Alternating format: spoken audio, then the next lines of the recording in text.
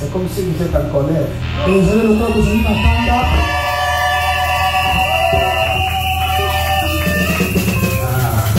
Vous êtes dans la joie. Ok.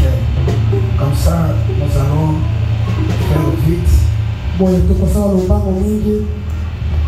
C'est pas mon ami, tu peux lire cette écriture de la Bible. Est-ce qu'on peut se mettre un peu debout? Genèse chapitre 2, verset 18. Ici, nous courons avec les temps. Nous tous nous sommes venus en retard. Que Dieu nous aide. Je lis Genèse 2, chapitre 18. Genèse chapitre 2, verset 18. L'Éternel Dieu dit: il n'est pas bon que l'homme soit seul. Je lui ferai une aide semblable à lui. Merci, que Dieu bénisse la lecture de sa parole. On peut s'asseoir. Maman, je voulais parler aujourd'hui un peu beaucoup, mais je n'ai plus le temps. Nous allons courir un peu vite. La Bible dit: il n'est pas bon que l'homme soit seul. Quand Dieu a regardé l'homme et qu'il a vu que tous les autres étaient deux.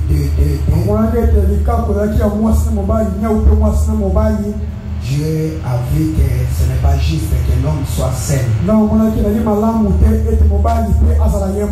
C'est pas normal qu'il soit seul. Alors Dieu lui-même prend décision. Il dit comme ça: je vais le créer, je vais lui donner une aide. Quelque chose de bien. Je vais lui donner un ami. Quelqu'un qui peut lui aider. Est-ce que vous êtes là avec moi? Je ne sais pas si j'aurai le temps terminé, mais je vais parler sur les conséquences du divorce. Il n'est pas bon que l'homme soit seul. Il fallait lui donner une aide semblable. Et vous devez savoir que Frère Branham dit quelque part la l'union invisible de l'épouse, paragraphe 160. Il dit ceci: que le mariage, c'est la plus vieille institution du monde qui a eu lieu pour première fois au jardin d'Éden. Est-ce que vous êtes là avec moi? Dans le jardin d'Éden, fut consacré par Dieu lui-même. C'est Dieu qui était le pasteur. Et je peux tirer votre attention. En réalité, le mariage, c'est le problème de la religion. Est-ce que vous êtes là avec moi? Le mariage, malgré que l'État dit qu'il faut chez l'État, mais si vous regardez, celui qui a commencé avec le mariage, c'est Dieu. Amen. Et on peut consacrer le mariage partout. Dans les coutumes, chez l'État. Mais si cela n'a pas été consacré dans la parole, vous vivez dans l'adultère. Parce que le mariage, c'est lui qui a dit: il n'est pas bon que l'homme soit saint. Ce n'était pas le bourgmestre. C'était Dieu. Et c'était le problème de la religion. Est-ce que vous êtes là avec moi? Et quand Dieu a vu que l'homme était seul, c'est-à-dire l'homme était triste, et Dieu dit: ce n'est pas bon qu'il soit seul. Le mariage, le mariage, c'est pourquoi il n'y a pas une chose la plus meilleure que le mariage. Le mariage, c'est la meilleure chose que Dieu a donné à l'homme après le salut.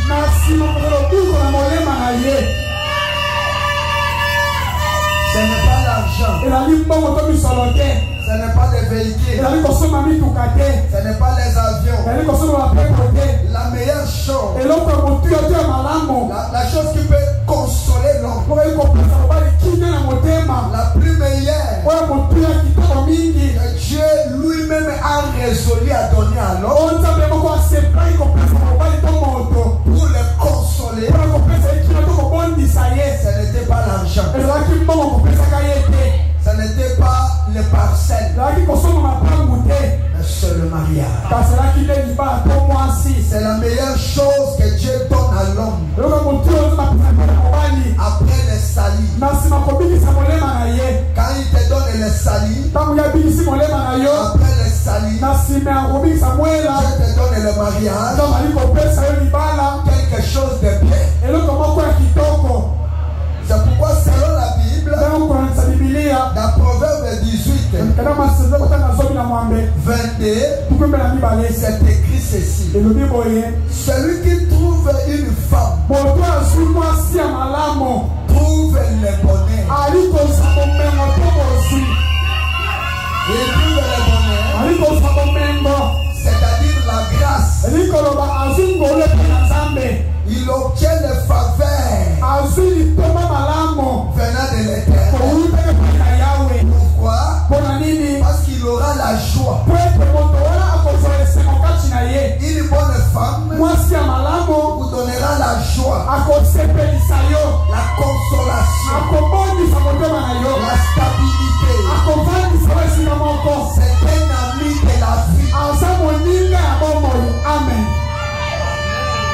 que vous avez trouvé. C'est-à-dire, vous avez trouvé votre partie. Votre partie de la chair. C'est pourquoi quand Adam a vu la femme, il s'est crié: voici cette fois-ci la chair de ma chair, les os de mes os. Quand il a vu la femme, écoutez, il dit cette fois-ci. C'est-à-dire Adam marchait dans la tristesse. Il se demandait, mais tout le monde s'entendait. Mais moi, il resterait seul. Il ne comprenait pas que Dieu avait le projet. Pendant qu'il tournoyait, Dieu lui amène la femme. Quand il voit la femme, Adam est entré en onction. Il a eu la révélation. Personne ne lui a enseigné cette révélation. Je crois qu'il avait crié Alléluia. Amen. Alléluia. Cette fois-ci, Seigneur, fais quelque chose qui est plus proche de moi. C'est ma chair. Je l'appellerai femme, parce que il est sorti de moi.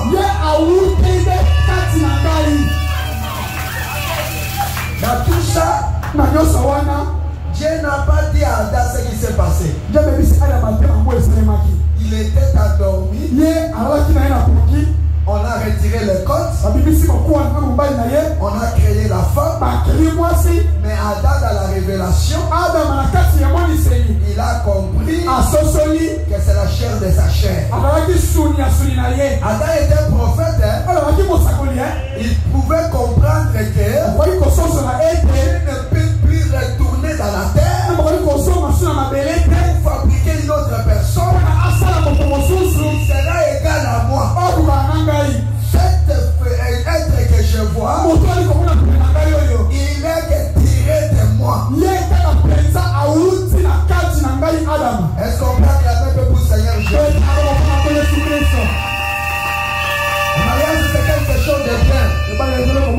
C'est les os de tes os, la chair de ta chair. C'est quelque chose qui console. Ça fait bien d'avoir une bonne femme. Est-ce que vous êtes là avec moi? Amen. Attendez un peu. Moi, j'ai la main manquée. Ça fait bien d'avoir une bonne femme. Si vous avez une bonne femme, si vous avez une bonne femme,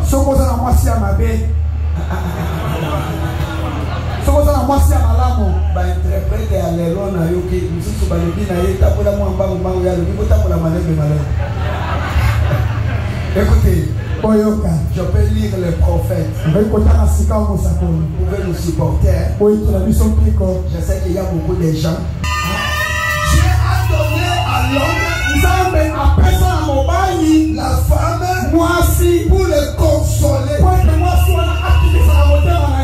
Pas simplement le consoler, pour le caresser. Je dis bien de caresser. Un peu de bisous, un peu de caresses.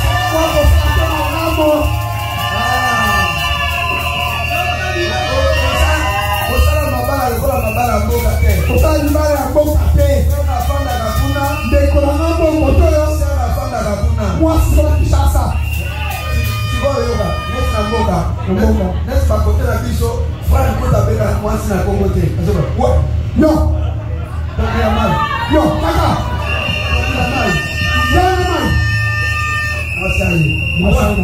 Yo. Tu me suis pour la main.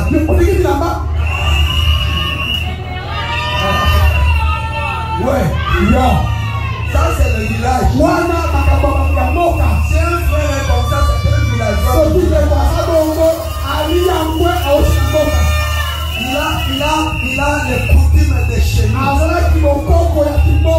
Mais dans la parole, Dieu a donné à la femme, a donné à l'homme et la femme pour le consoler, pour le caresser. Et tout l'homme a une bonne femme. C'est qu'il y a s'il rentre chez lui et il y a une bonne femme.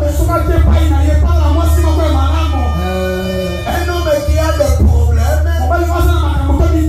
dans ses affaires ou dans son travail, il peut rentrer chez lui. Peu importe la personne, aucun médecin. C'est-à-dire, c'est ainsi avec moi. Moi, Branham, quand je reviens d'autres mères, quelque part, si je suis nerveux, indisposé ou sans sommeil, en rentrant en pleurant et en écoutant la voix des enfants et des enfants affamés. Et je vis des choses dans les rues, en pleurant continuellement. Cela me tue pratiquement. Et quand je rentre chez moi, épuisé, est-ce que vous êtes là? Mon épouse s'assoit sur les bras de la fauteuil. Et il passe son bras autour de moi. Et il m'appelle d'un petit voix.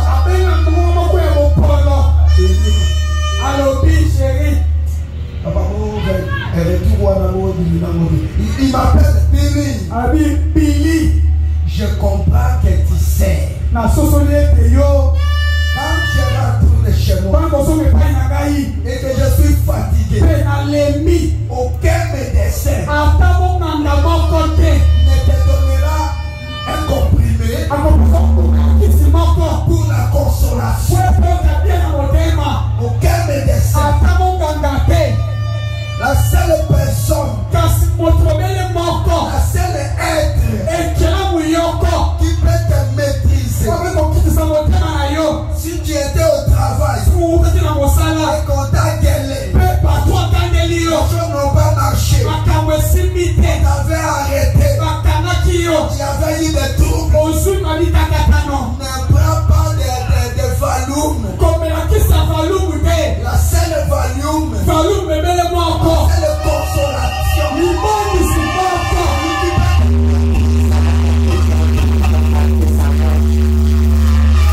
C'est ma femme. C'est pourquoi la femme doit être jolie. Est-ce que vous êtes là? La femme doit être jolie. Parce que frère Branham nous a dit que la femme a été créée pour séduire et que puisse être séduite. Donc la femme doit être très jolie.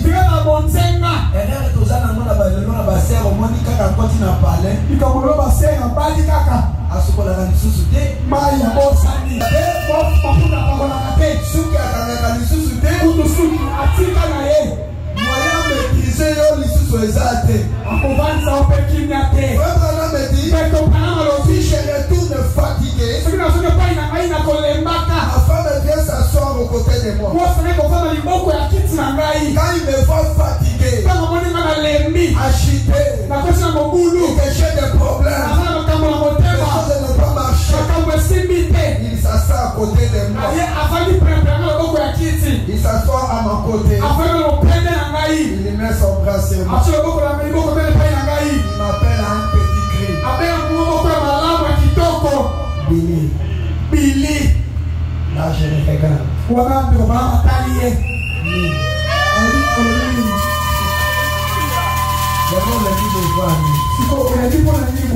Patron a gagné le gars ma casse.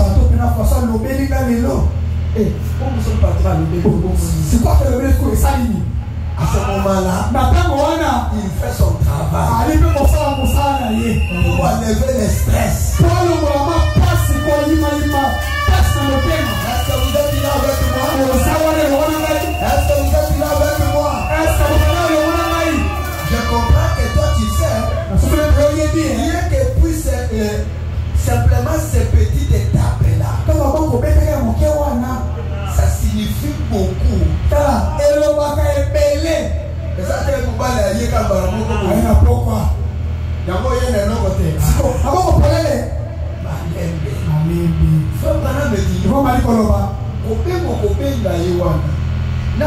petite étape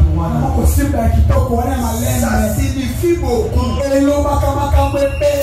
Est-ce que vous êtes là avec moi? La petite étape là, ça signifie beaucoup.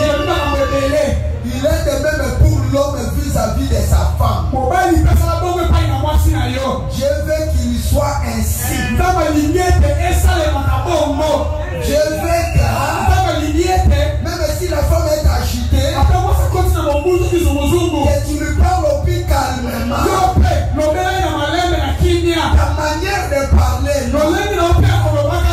ça signifie beaucoup. Vous avez bon recueilli à Zoya. Il y a Zoba, bon recueilli. Hein? Et tu m'as compris ça, mon frère. C'est bon. Tato est papa n'a yo. C'est normal. Ça ne marchera pas comme ça. Est-ce que vous êtes là avec moi? Votre petite étape là. Des points de parole, ça signifie beaucoup. Hein? Est-ce que vous êtes là avec moi? Est-ce qu'on peut acclamer pour Seigneur Jésus?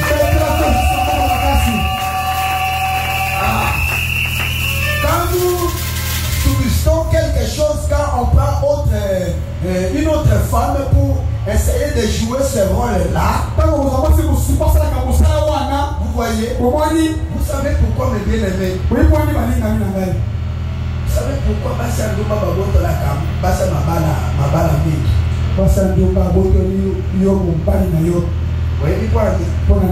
parce que basi ya mabala quand on continue à Libala, lui pense que c'est fini.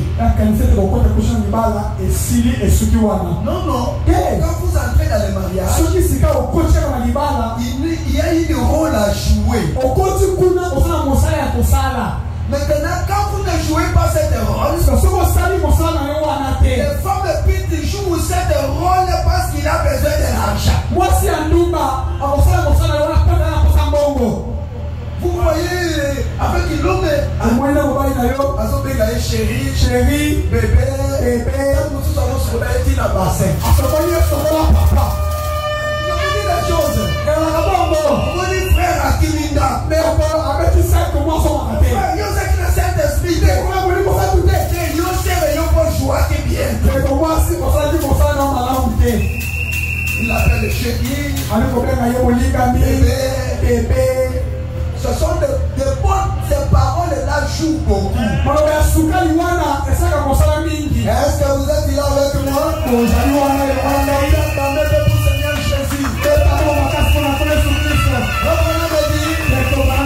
Alors Dieu nous a donné un ami. Nous devons avoir un ami. Nous devons être frères.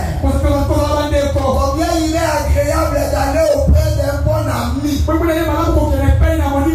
À quand des difficultés, oh mon ami, les choses m'est arrivé, il faut s'émerveiller.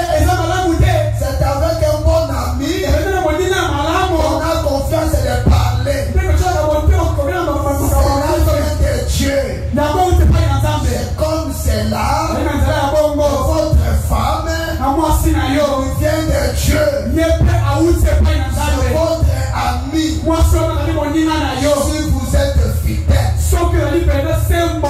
la femme, ce n'est pas un torchon. Elle veut cette idée. La femme, c'est un ami, un consolateur. C'est lui qui peut te caresser. C'est lui qui peut t'enlever le stress. La femme, n'est pas un travailleur. C'est la chair de ta chair. Amen, amen. Est-ce que vous êtes là avec moi? Est-ce qu'on peut acclamer pour le Seigneur Jésus? C'est pourquoi, dans le mariage, tu dois te marier avec un homme ou la femme à qui vous avez la révélation comme Adam, qui a dit, voici cette fois-ci la chair de ma chair. Est-ce que vous êtes là? Amen. Les os de mes os.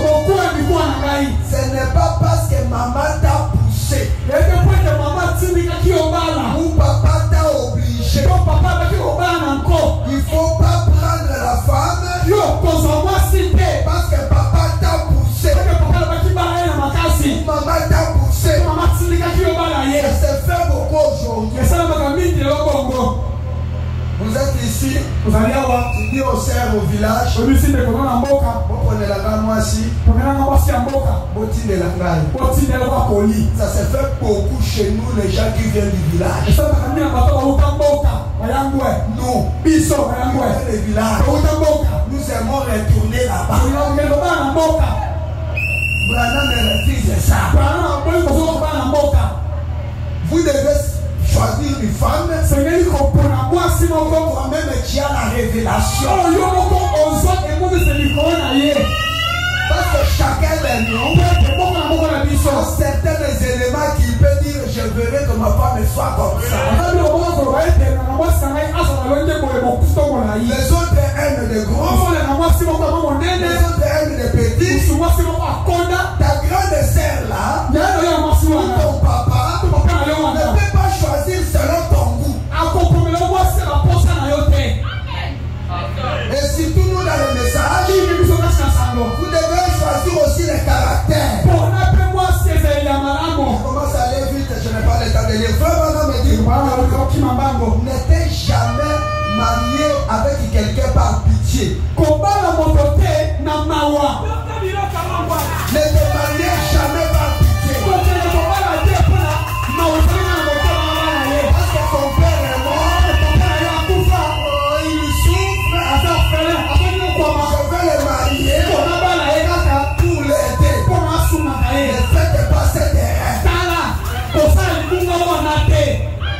mariez pas quelqu'un par pitié. Ne mariez pas quelqu'un par profit. Parce que si tu te maries par profit, il n'y aura plus l'argent.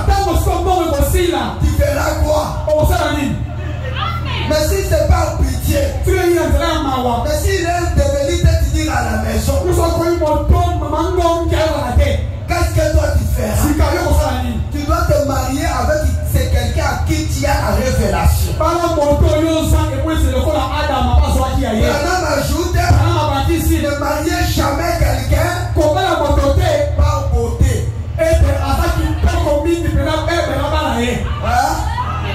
Wana bakinoa. Ça vraiment dans la Bible dit la beauté est trompée. Ça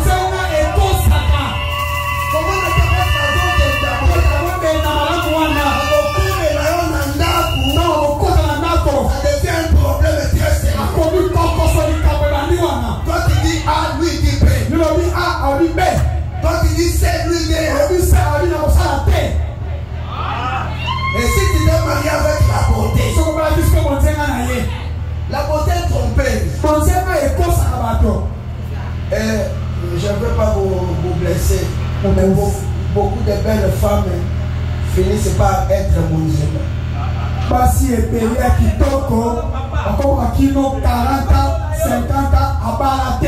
qu'il s'est confié à sa beauté.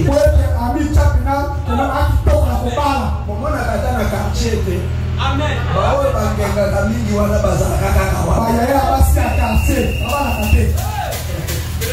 Vous êtes là avec moi. Écoutez, ne te mariez pas par la beauté. La première fête, on les transforme. La dernière fête, il n'est pas là, il est dans la mort. Mais le mariage, lui-même, il est la terre. Il est bien vêtu. Il marche. On l'acclame. Il peut faire comme ça. Il peut vous montrer. Voilà, je me suis marié. La fête, lui-même, est la terre. Et ne manquez pas cette fête. Amen, amen. Est-ce que vous êtes là avec moi? On appelle cela la principale où tu es la terre. Premièrement, est-ce que vous êtes là? Écoutez, Dieu appelle cela dans cette fête-là. Quand vous faites la fête dont tu es la terre, la première jour, parce que selon Dieu, il n'y a rien qui est plus précieux que le mien. Quand il est allé chez Moïse, je vais vous faire sortir de l'esclavage, vous amener dans un pays où coule le lait et le miel. C'est pourquoi les jours comme aujourd'hui, pour les frères, c'est l'huile de miel. Ça se passe tous les jours dans sa vie. C'est un jour où les gens dansent, les autres chantent, les autres vont pleurer.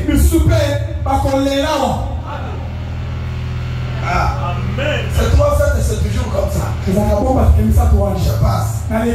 C'est l'huile de miel. C'est pourquoi quand en Israël, quand un homme se marie, on lui donnait le repos.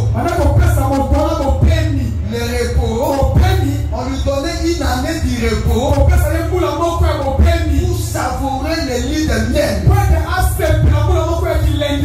Il ne peut pas aller dans la guerre, il ne peut pas se travailler, il doit savourer l'huile de miel. Parce que le mariage, c'est la chose la plus meilleure que Dieu donne à un homme. Alors le mariage, c'est la chose, la meilleure chose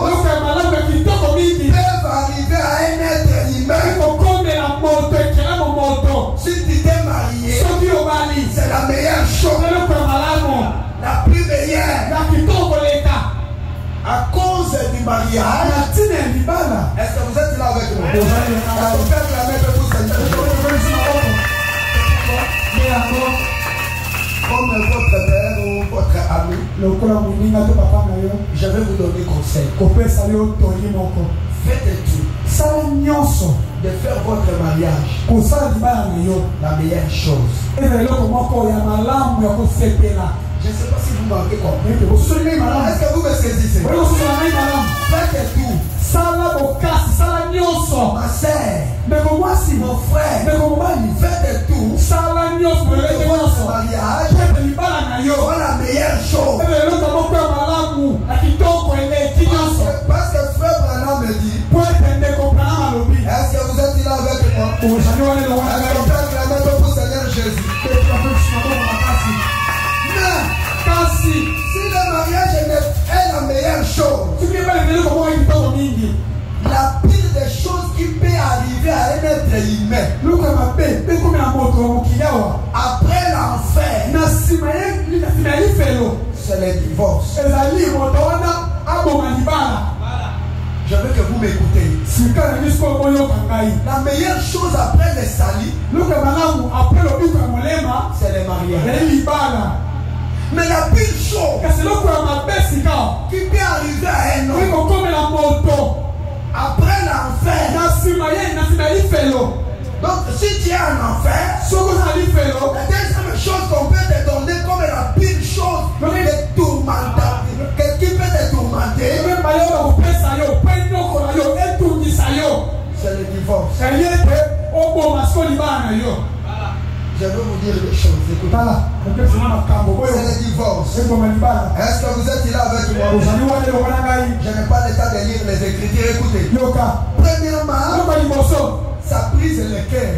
ebukoma libala esusaka motema Ça brise. ebukaka motema. Vous trouvez quelqu'un, le cœur est brisé. moni moto motema mpena eyoki mpasi epasuki Le cœur est brisé. motema ebukani Ça vous met dans un état de réjouissement. etio na kati eleli moko ya kotomba kovimba na kosilika. L'homme n'est plus calme. moto akomi sokimia te Tu es devenu plaintif. okomi ka milelo. On pose même à ta bébé à mouquer. mwamu Bébé, papa non, ça me dit ma bébé. papa lo mpenza ekomisi biso boye motema mabe Bino pensa ba teke ba to ma bébé. bato oka bateke mitema mabe Commencez à parler même à un bébé. akomela bongo bebe kutu azoyoka ete Parce que le cœur est brisé. po ete motema ezoswa.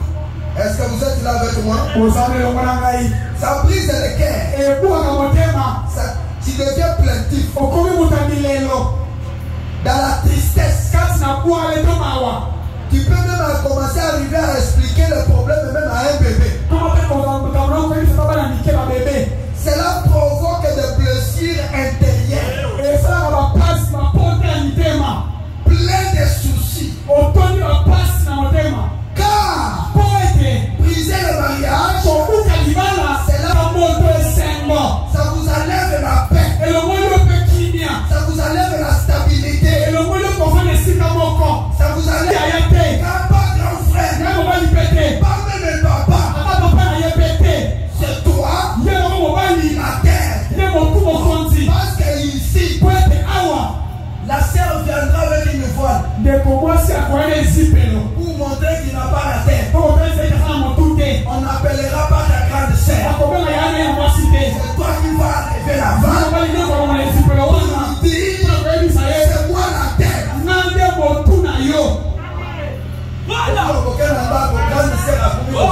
ya mwasi ayengai kobiyaka na lobi Non, non. te Dans le message, c'est pas comme na ça. sango bongo te. Est-ce que vous êtes là avec moi? ozali wana elongo na ngai Allez, acclamez le pour Seigneur Jésus. akoma makasi mpona mpona yesu kristo Et vous devez savoir mpe esengeli koyeba lisusu que dans les mariages, kati na libala est-ce que vous êtes là avec moi? ozali elongo na ngai Avant de prendre la décision na botosa mikano de divorcer, oboma libala il faut penser aux enfants. tala kanisa ndongo ntina na bana Il faut penser aux enfants. kanisa mpe bana Ce sont des innocents. bayebi na bango likambo te C'est vous qui les appelez. bini bopesaki bango na mokili Avant de prendre la décision,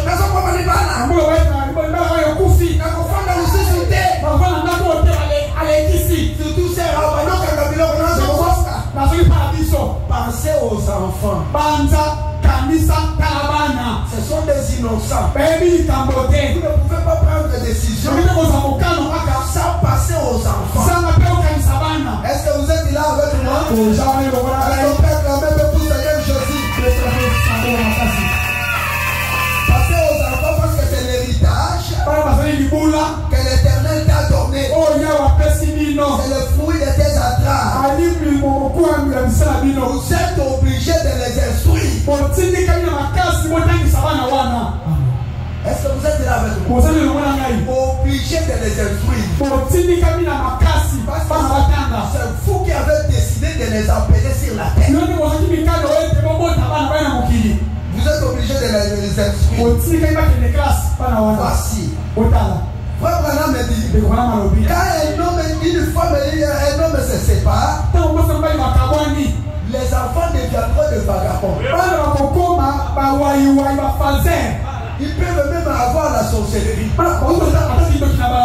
Il sera même frappé par un maman que papa va prendre. Et tu peux déstabiliser ton avenir parce que tu as pris une mauvaise décision de divorcer. Est-ce que vous êtes là avec moi? Est-ce qu'on peut acclamer pour certains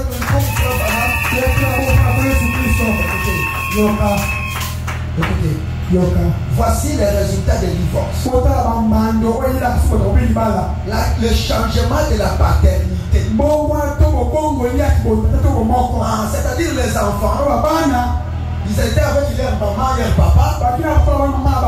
Ensemble, papa, maman. Un jour, maman a kanda. Maman a colère. Maman a dit à ce moment-là, vous déstabilisez votre productivité. La stabilité de la paternité. Cela entraîne un déséquilibre chez les enfants.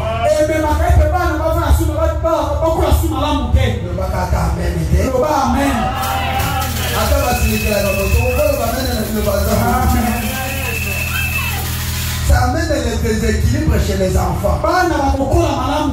Ils peuvent être amenés par une autre personne, malmenés, frappés directement, torturés physiquement,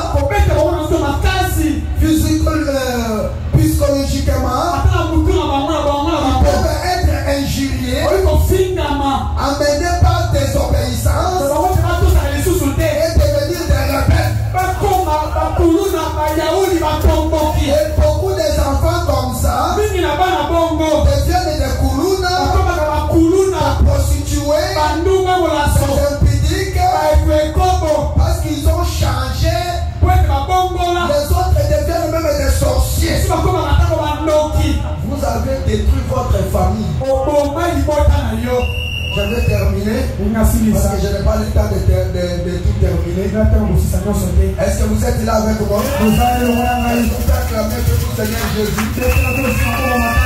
Ça peut amener des difficultés chez la femme et lui-même ou l'homme. Il peut devenir instable. Je vais parler un peu à langue pour les adultes. Vous savez, tu peux briser le premier mariage et déstabiliser toute ta vie. Et déstabiliser toute ta vie. Tu ne trouves plus la paix. Pourquoi? Parce que Dieu a créé l'homme pour qu'il puisse avoir qu'une seule femme.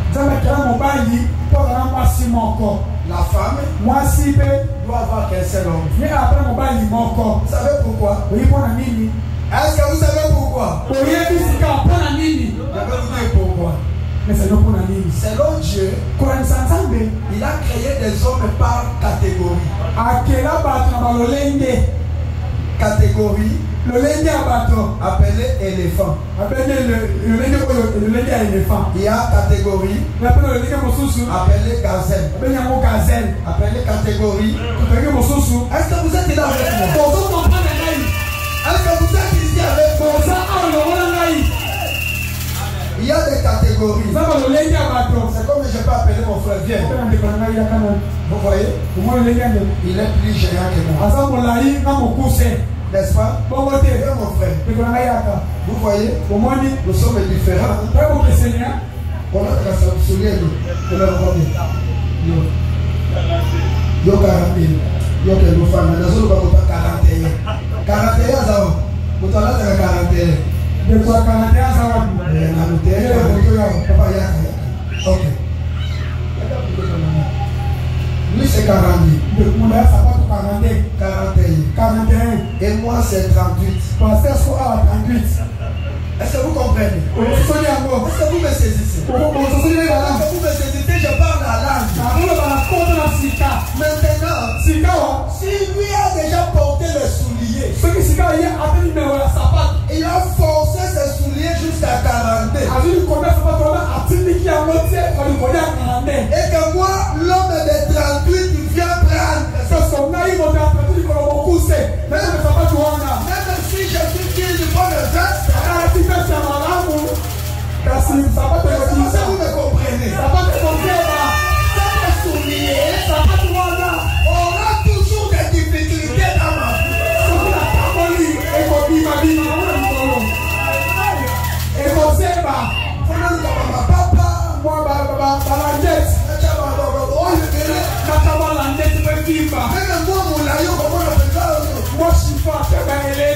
Est-ce que vous êtes là avec moi?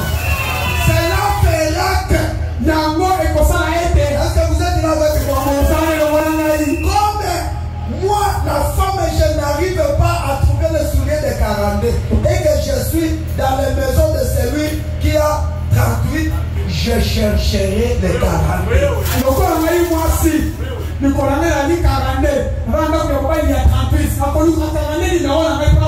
Pourquoi?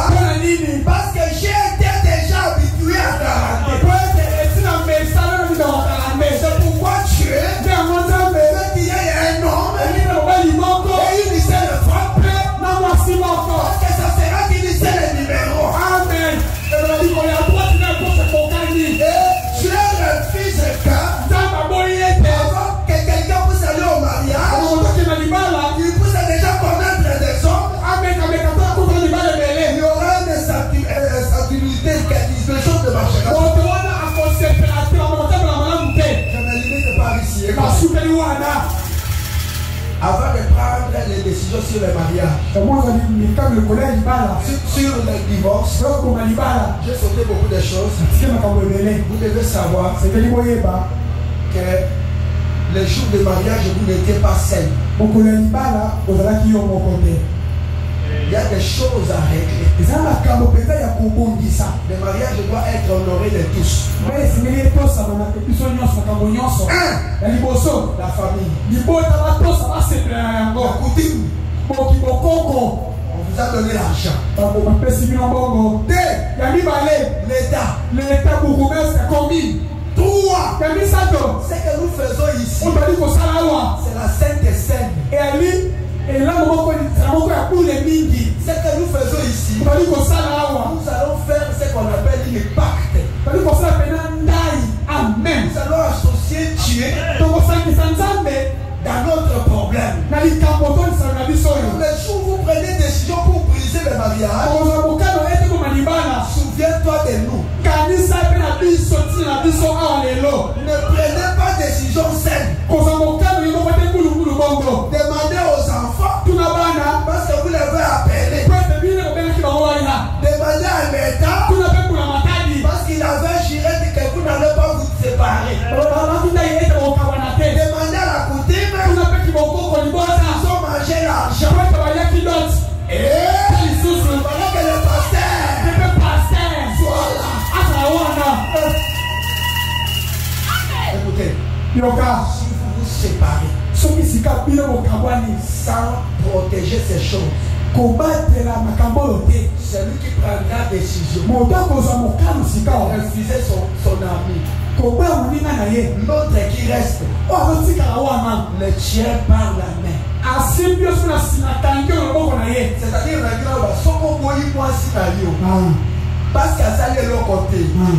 Yeba que moi si na yo wana soki aki a genoux na ba prière. Afuka yo. Stabiliser kaka vie na yo. Okozambo na liboko na ye. Asimi yo. Et la Bible dit, pendant que l'homme est vivant, si tu deviens la femme d'une autre, vous vivez dans l'adultère. Et la Bible dit, aucun adultère n'entrera au ciel. Est-ce que vous êtes là avec moi? Le reste, vous allez aller lire dans Malachie. La Bible dit, j'ai dit, je n'aime pas ceux qui divorcent. Je la colère quand je vois quelqu'un divorcer. C'est pourquoi les parents n'entrez pas dans les pridances. Pourquoi je vous mets le tien dans mon aclète?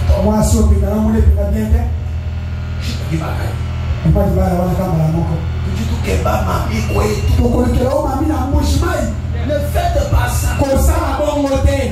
Tu tueras la colère de Dieu. Oh non, il faut que je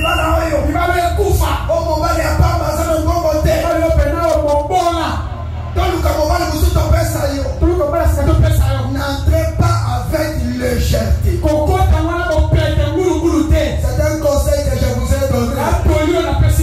Pour ce soir,